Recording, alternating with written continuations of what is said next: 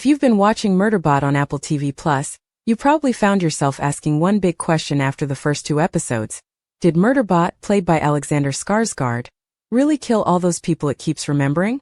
The show is based on the Murderbot Diaries by Martha Wells, and while the adaptation sticks pretty closely to the books, it also drops some hints that are confusing, especially about Murderbot's mysterious and haunting past. Episode 2 ends with some serious questions still hanging in the air, and one of the biggest mysteries is whether or not our sarcastic, TV-loving robot really slaughtered a bunch of innocent people before the story even began. From the start of the show, we know that Murderbot is not your average robot. It's a SEC unit, basically a mix of human and machine built for security purposes. But it's also something more, because it hacked its own governor module, basically its control chip, and became free-thinking. Instead of going on a rampage, though, Murderbot just wants to chill, avoid humans, and binge-watch soap operas and dramas. It's kind of relatable, honestly. But even with its quirky personality, there's a dark cloud hanging over its past. In episodes 1 and 2, we see brief, broken flashbacks from Murderbot's perspective.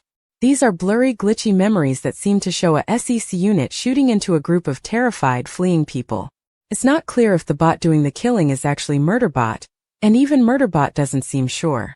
This disturbing memory pops up a few times, and it's clearly traumatic. Murderbot tells Gurathan, one of the humans it works with, that the company tried to erase its memory when it was refurbished, but didn't completely succeed.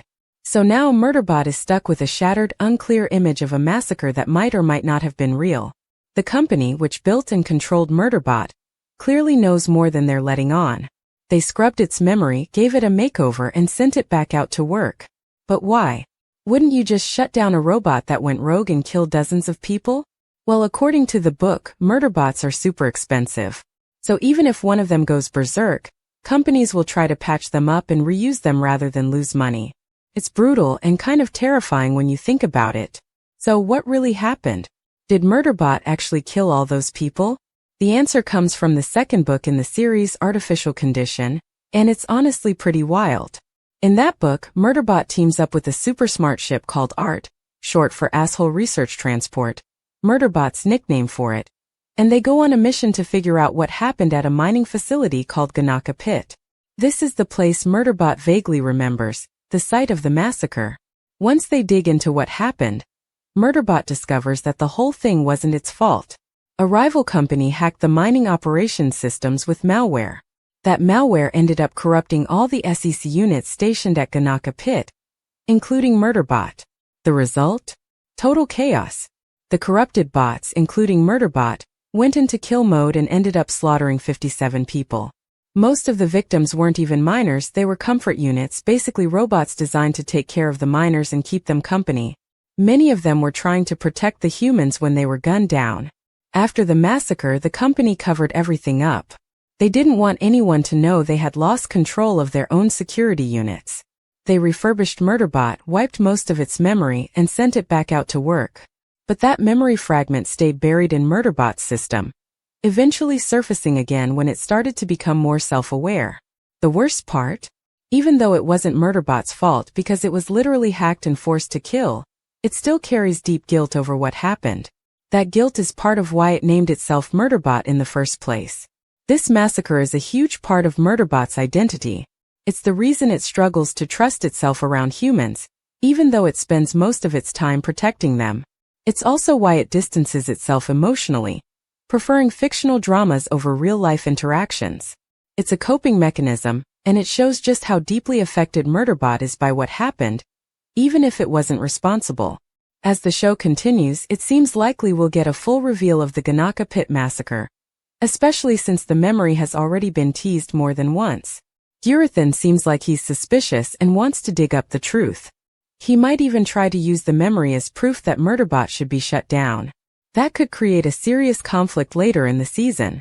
And if the show follows the books closely, we're in for some big reveals and emotional moments. What's really impressive is how the show is handling all this. It's not just action and sci-fi. It's also a deep character study of a robot with PTSD, basically. Murderbot is unlike any other AI character we've seen on screen. It doesn't want power, it doesn't want revenge. It just wants to be left alone, heal, and maybe figure out who it is now that it's free. That's what makes the mystery of the massacre so important. Solving it isn't just about finding out what happened. It's about Murderbot learning to forgive itself, even though it was just a pawn in a corporate war. Now, as the season unfolds, fans can look forward to exploring more of Murderbot's dark past and watching it piece together its fragmented identity. The Ganaka Pit Massacre is just the beginning. And even though Murderbot didn't kill all those people by choice, it's still haunted by the fact that it did, controlled or not. That internal conflict, mixed with its sarcastic humor and surprising humanity, is what makes Murderbot such a compelling character. So did Murderbot really kill all those people? Technically, yes. But it wasn't Murderbot's fault. It was hacked, used like a weapon, and then tossed aside by the very system that created it. And now it's trying to move on, figure itself out, and maybe become something more than just a tool of violence. The show is setting the stage for that journey, and it's one that's definitely worth watching.